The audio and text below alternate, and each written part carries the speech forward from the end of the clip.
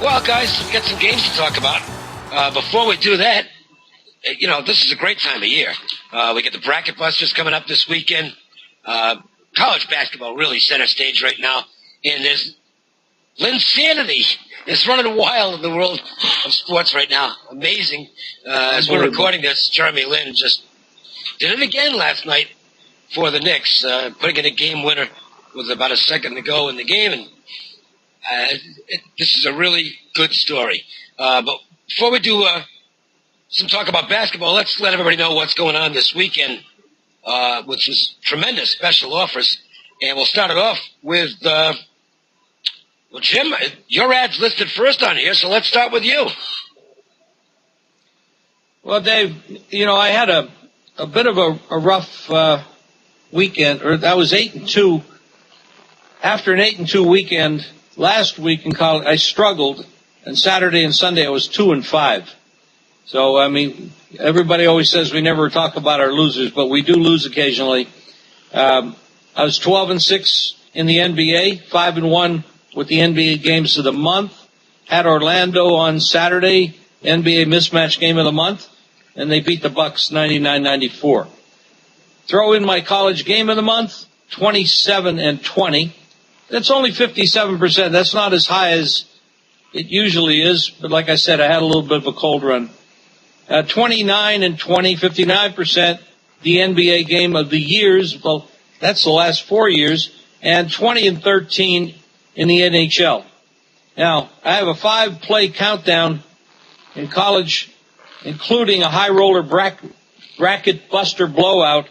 That's tough to say. A $500 value, all for just $25 by calling 1-866-841-1655. Bracket busters are a unique concept that started a few years ago, and there are some unique ways of beating them. And most of the guys on your screen right now know how to do that.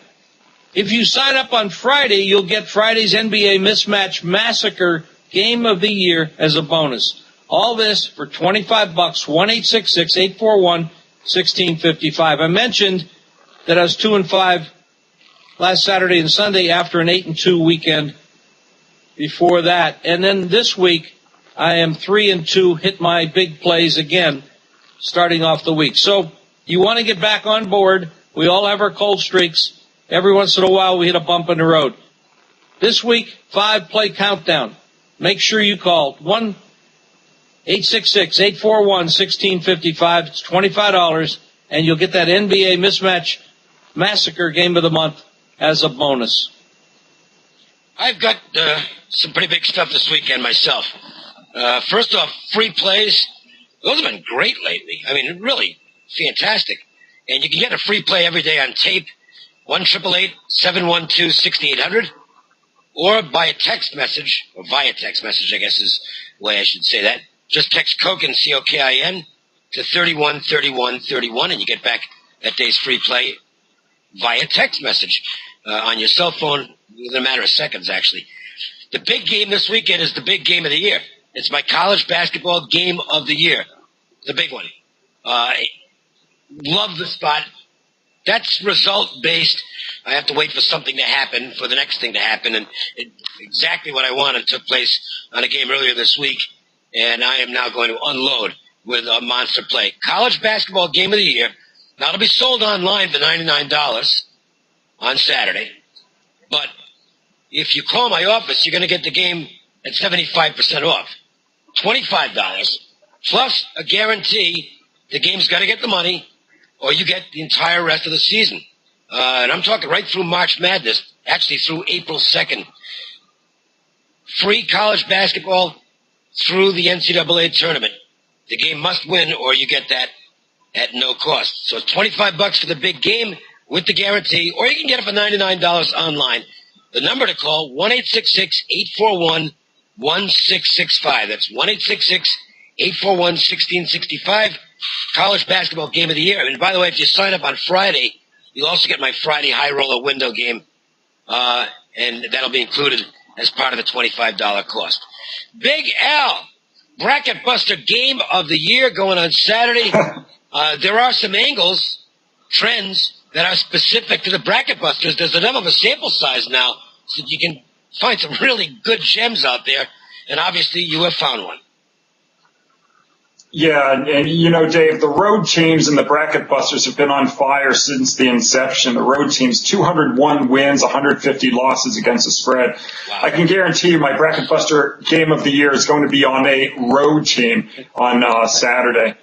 And but we're going to not just have our bracket buster game of the year, we're also going to have our Friday NBA TV game of the month as a bonus. And you can get both plays. Bracket Buster Game of the Year, my Friday NBA TV Game of the Month, and 2 college high rollers, 4 plays in all for just $25. That's $6.25 a play. And you can call 866-896-1628. Make sure you call on Friday so you get in the package the Friday NBA TV Game of the Month. 4 winners. We've got 3 on Saturday, including the Bracket Buster Game of the Year. And you can call 866-896-1628, only $25. And before we get to some games, Jim, you did not mention how people can get your free pick on a text message every day, and you know, free is good. Free is good, especially when they win, and the free plays have been doing well. It's amazing how that works. But the free plays have been doing great, pretty consistent all year long. Text WINNER, WINNER, to 313131, and we'll send you free plays each and every day right to your cell phone. That's WINNER, WINNER, to 313131. All right, well, let's talk a little NBA first. The defending champions of the Dallas Mavericks, a team that would like to be the defending champion, Philadelphia 76ers. Well, 76ers haven't been relevant for a long time, but they are now. They're a good basketball team. Solid, you know, it's not just a decent starting 5, but some very good production off the bench. Louis Williams, he's got starters numbers. He could be the 6th man of the year in the NBA. So the defending champs at Philadelphia on Friday night. Al, I look at this team, and I don't think people have caught up as to how good they are. Philadelphia's legit. I'm not going to say they're going to win the NBA championship, but this is a good basketball team. It is a good basketball team. You know, I watched them play the other night, and San Antonio actually beat them for the first time in 5 years in Philadelphia. The Sixers had won the previous 4 meetings, you know, at home versus San Antonio. So that was a very big win for the Spurs to go into that building without Manu Ginobili and get the victory. And it was even more impressive because the Sixers this season are 2nd in the league in margin of victory, and that's the number 1 statistic I use to tell me how good a team is in basketball. Chicago's number 1 at plus 9.81. Philadelphia's number 2 this year at plus 9.1. Compare that to the Mavericks. They come in 10th at plus 3.14. Philadelphia is a lot better than Dallas this year. Philadelphia, you know, the only advantage Dallas has is that it plays in the Western Conference and it won't have to go through Miami or Chicago to get to the NBA Finals. So I'm not sure that Philadelphia's chances of winning the championship are greater than Dallas because of that, but I think Philadelphia is a better team. I would agree with that. And everybody gets fired up for the Mavericks as well because they got those rings from last year. But the depth on Philadelphia is admirable, and that's I think that's the biggest reason why they've got that big winning margin is their starting 5's good. I don't think it's great, not by any means. You know, Elton Brand has certainly seen better days. It's not an awesome starting 5. Drew Holiday is still kind of erratic, but they get into the bench. they got 8-9 starters on this team, and so whatever Collins decides to do, particularly when get into the second quarter and then the early fourth quarter of games, he's got the better guys out there. It's that simple.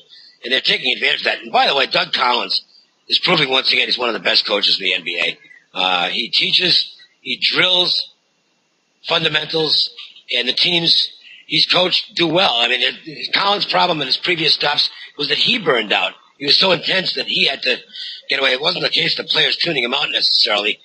I think he's learned to temper that a little bit in Philadelphia, and he's really getting good results out of this team. I would think the 76ers will have a good chance to get past Dallas in this contest. Move ahead to a Saturday college basketball game. Kansas State hitting the road to face Baylor And Jim Baylor had a real rough time of it over the weekend against some quality basketball teams. I was impressed, though, with the way they came home and didn't have a major hangover after a couple of bad games and handled Iowa State. Now they've got Kansas State coming in, and the Wildcats have never really put it together this year, have they? They've been kind of an ordinary basketball team. Well, starting off with Baylor, one of the 5 losses that I had over the weekend was on Iowa State. I took the points there. They lost by 15. I think they were catching 9. I was surprised that Baylor bounced back and played that well. I expected them to win, but I didn't expect them to blow them out. And 15-point win to me is like a blowout. The Kansas State the other day played Kansas, and of course that's an in-state rivalry that means a lot to this team. They were playing rather well until Kansas coach Bill Self went to a triangle 2 defense, going man-to-man on Magruder and Spalding. And that shut down the Kansas State offense. And they stood around. They couldn't find an offense. They couldn't score. They got very passive. That was a great coaching move by Bill Self. And I know that these coaches watch tape and they know what's going on. And when Baylor is going to defend them, it's pretty obvious they're going to have trouble scoring if Baylor does the same thing. Baylor at home, tough team, just knocked off Iowa State. I was shocked at the way that they easily did that. Kansas State coming off a big, very disappointing game against Kansas. And I look for Baylor to really play well here. They seem more talented team, obviously. By the way, they're a 5-2 run under the total. They're playing a little bit of defense, too. I like Baylor in this spot. Well, look, Baylor's got the best player on the floor by pretty good margin. Perry Jones is going to be a lottery pick. I got to tell you, I'm not sure I like Perry Jones. He just doesn't bring it often enough for me. He's got big guy syndrome, is what I call it. Guy with a ton of talent. But we've seen this out of some big guys over the years. They just kind of feel like they can dominate just because of the fact they're on the floor and they're bigger than everybody else. I haven't seen the desire out of Perry Jones that I think he's going to need to be a big star in the NBA. In fact, I've got this guy already circled as NBA bust. I think he's going to be one of those guys who goes out there and he'll put up okay numbers in the NBA, but he'll never be the player he could be. He's part of the problem that Baylor has had recently. They started off 17-0. They were never that good. I mean, to the point where, talking Final Four, I did not think they're a Final Four caliber team. But they've struggled since. They're 5-4 since. And I think they're going to get whatever Kansas State's best is, they're going to get it here. Kansas State had that game. The first meeting, they had that game. And Baylor just went on kind of a massive run. I think it was 20-4. Pretty much down the stretch in that game. Frank Martin was insane on the sidelines for Kansas State like he usually is. I think Kansas State really wants to make a statement here. I don't know if they can win this game because it's at Baylor. But I think they're going to cover the spread. Al, do you have anything to add on that? You just took the words out of my mouth. I remember watching that Baylor-Kansas State game earlier this year, and I thought Frank Martin was going to have a heart attack and attack the referee or something.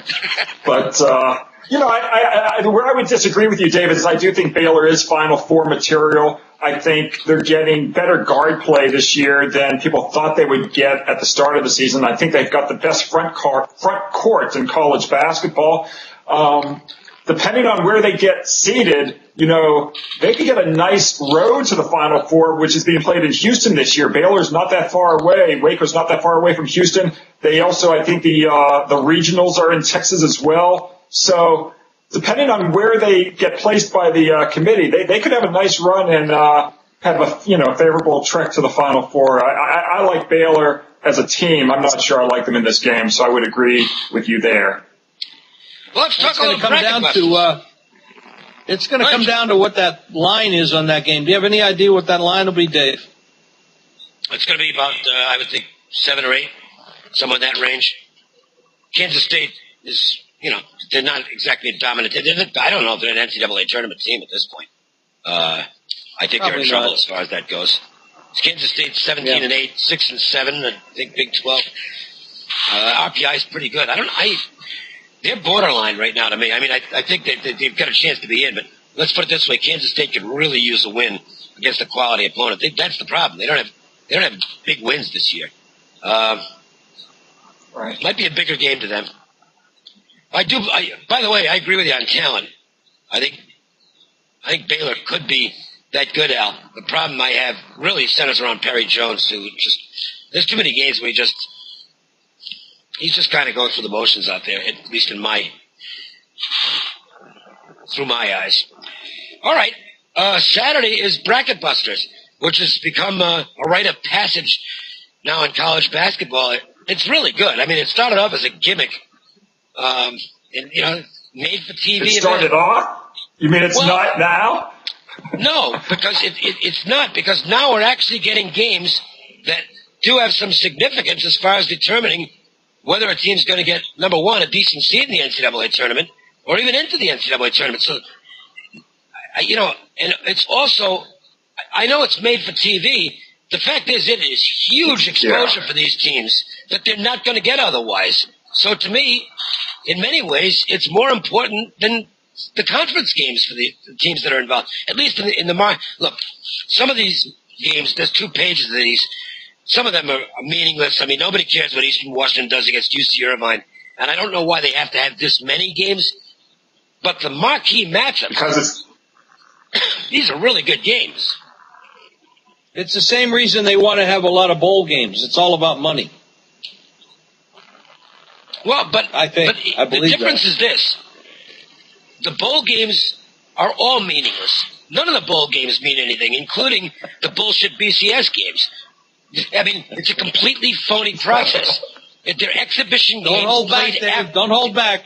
Well, no, the thing is, they're exhibition games that are played after the season's already over. These games mean something. These are very important games to some of the teams involved. You look at a Drexel-Cleveland State game, that's a big game for those 2 teams. They're both teams that have at least a chance, and at large, well, Cleveland State's kind of hurt themselves in recent weeks. But when this game was announced, it's like there could be an at-large bid sitting out there. Those are teams that are kind of on the bubble. And a conference, and you can see where conferences stand. One of the things we've seen, the MAC, the MAAC, not the MAC, the MAAC, the Metro Atlantic Athletic Conference, is underrated every year. They've always got somebody, 1 or 2 good teams. They've actually got 3 good teams in that league this year. The last 2 years, that team's 15-4 against the spread in these bracket busters. So I like it you want to, fine, I'll go along gimmick to some extent. But I like it from the fact that there's some excitement out there. These schools get up for these games, and if you've got good conference rankings, you can make a lot of money with these. I've done really well at the Bracket Busters the last couple of years. I didn't do well the first few years they had it, but really figured it out the last couple of years in terms of things to look for, and I can't wait.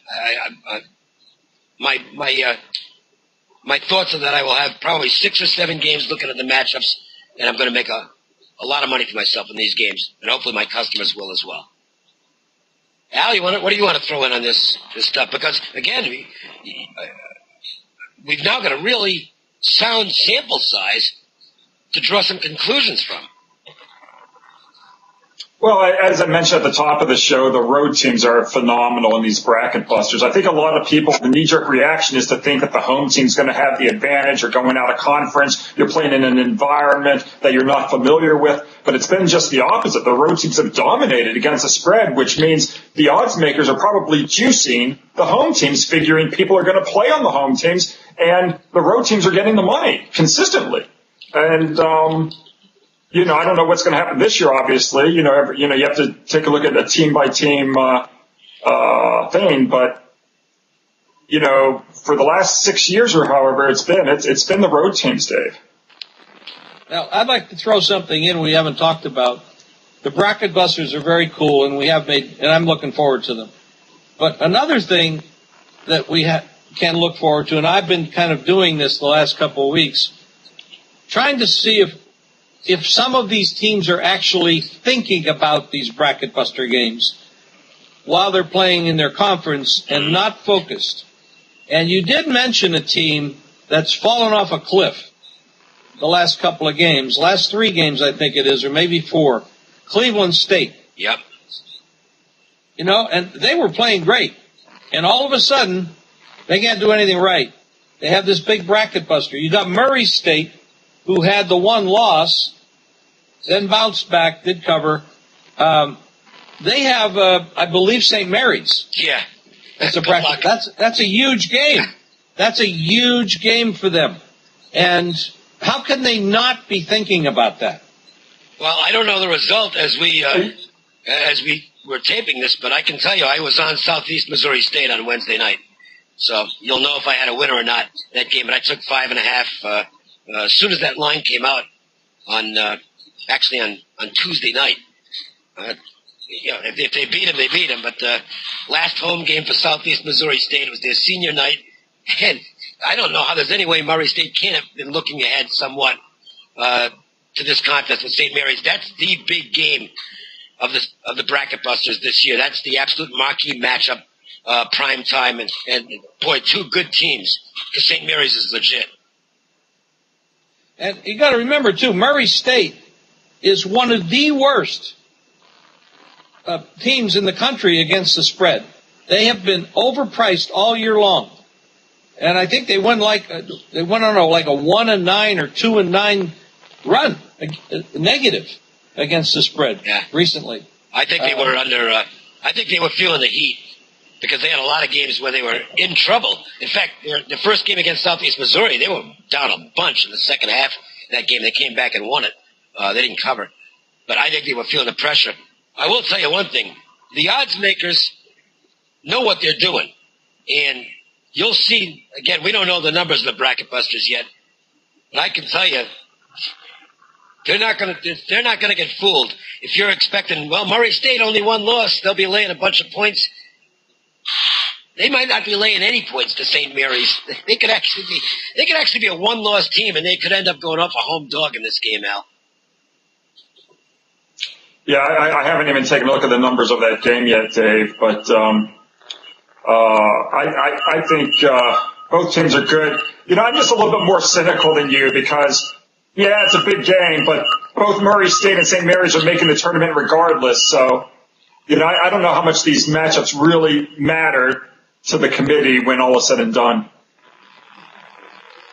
Well, you might be right in their case. Well, but I can tell you, we have seen games in the past couple of years where they became elimination games. You're right. With those two, St. Mary's and Murray State are going to make the tournament. But we've had a couple of games past couple of years where they've actually been elimination games. I can't pull one off my top of my head this year because Cleveland State has fallen off a cliff. You nailed that one, Jim. But there's probably a couple on here. Where's Iona? Iona, Nevada. I got to tell you, that's it could come down if either of those teams blows their conference tournament. That could come down to a situation where this game may determine whether they sneak in or not, because they're both on the precipice. I would say. But what I've seen more often than not is the team that blows their conference tournament doesn't get in regardless of who they beat on Bracket Buster weekend, and we've seen that much more often than not. That people say, well, why are you having these Bracket Buster games when you're not even using them to get these teams in as an at-large? They get bounced to the NIT. So I just think it's a big ESPN thing. I think it's a bunch of hooey. Hooey? I haven't heard that word in a long time. Wow. Hooey. Hooey. It's something that's not hooey. Ohio State is at Michigan, and this is a terrific Big Ten basketball matchup. The 2 top teams, Ohio State. Yeah, let's talk about teams that will be in the tournament instead of the teams that won't. I don't know if you've taken a look at Michigan. I hate ESPN's marketing of this crap. I like the small colleges, but just don't create this bracket buster weekend that doesn't mean anything to the committee on that Sunday. It just doesn't. Michigan, they're perfect 14-0 straight up at home this year. Against a spread 7-4. Of course, they've had 3 non-line games at home. And they're going to be a home underdog to Ohio State, but I'm always going to take a home dog of 3 or more points if they've won at least 11 home games and lost 2 or less at home on the year. These power home teams are 132-98 against the spread going back to 1990. I'm just not going to look that 14-0 record in the face. I'm going to take Michigan plus the points here, Dave. One thing about the Big Ten this year, there's not a conference in the country that's produced more ugly games than the Big Ten. And even this first game, that was a blowout. Ohio State just killed them. The final score was 64-49, and believe me, it wasn't that close. But it was just another one of those games where, they have to repaint the rim after every Big Ten game these days because the shots are so bad they're chipping paint off the rim. It is just I know it's a tough defense, absolutely, but bad offense as well. What you're going to see in this game, we've seen a lot of this lately. I don't know why we didn't see it last week, and I'm watching the Ohio State game, and I couldn't figure out why they weren't really making a concerted effort to not let Buford get his shot. Because if you defend him really well, they don't have a lot of other weapons on that team. They're fantastic defensively, but they're not a great offensive basketball team. Well, Beilein's a really good defensive coach. I'm going to tell you what, he is not going to give Buford free reign, especially with the game being in Ann Arbor. Michigan's going to come to play in this contest. I think they're going to you don't often see it, but I think we've actually got an underrated Big Ten team here. Michigan is really good. This is not a fraud. This team is legit. They're extremely well coached. I've always been a big John Beilein guy going back to his days of Canisius. I mean, he's Richmond, terrific basketball coach. And I think Michigan's going to win this game, Al. I don't even think we'll need the points in this. Yeah, but we'll take them. By the way, Jared, what do you see what's that? What will the line be? What do you think the line will be? 3 neighborhood. I think 3 to 5. Yeah. Okay. I'll take 4. I'm hoping. I'd be interested. I kind of hope they price it at 3, and that'll get the squares running all over to Ohio State, which is an okay thing by me. By the way, Jared Sullinger, that guy, if he's 6'9", then I'm 6'1", okay? He is close to 6'9". I love the way they made. He is no more than 6'7", guaranteed. That guy's going to be. I think he's going to be another guy who could be not a flop in the NBA because he's got a lot of skills, but he does have injury issues already, and he ain't no 6'9". So, they would actually do these guys a favor if they would list their real heights. Because what happens is they end up with the ridiculous expectations, and it ends up putting more pressure on them when they get to the NBA. It's like, well, how can this guy not be sensational? Look how big he is. He's not really that big. So just that's my aside for the week in the Big Ten. All right. I know both of you follow the NBA very closely. What do you think about this Linsanity issue, the young man in New York that's doing so well? And what is going to happen when what's his name comes back? Yeah. Carmelo. Well, how do you see that? Well, I wish Jeremy Lin had hit a 5-pointer the other night instead of a 3-pointer because I was laying 4.5. So that's my thing with Jeremy. But he's a good player. I'm not sure if he's the long-term answer, but he's definitely the short-term answer. And I get a kick. Everyone's comparing Jeremy Lin to Tim Tebow, and I get a kick because the one stat I heard, which I thought was funny, was, Jeremy Lin's field goal percentage right now is higher than Tim Tebow's pass percentage completion. So, well, look. There is no comparison. And I'm glad you mentioned that, because I don't have anything against Tim Tebow. I think he's a very nice guy, and I hope he has a great career. But the credit he received this year was the single most ridiculous thing I've ever seen. And I'm 59 years old. I've been following sports since I was like 7. It's the single most ridiculous thing I've seen in my entire life. This guy's being given credit for winning games in the best year that quarterbacks have ever had in the history of the National Football League. You had 3 guys throw for over 5,000 yards this year. Passing records falling. This guy he completed 47% of his passes. He had games where an overtime game where they scored 13 points, 1 touchdown in 5 quarters of football, and Tebow does it again. He can't play, okay? He's not a good quarterback. Lin has scored 135 points in his first 5 starts.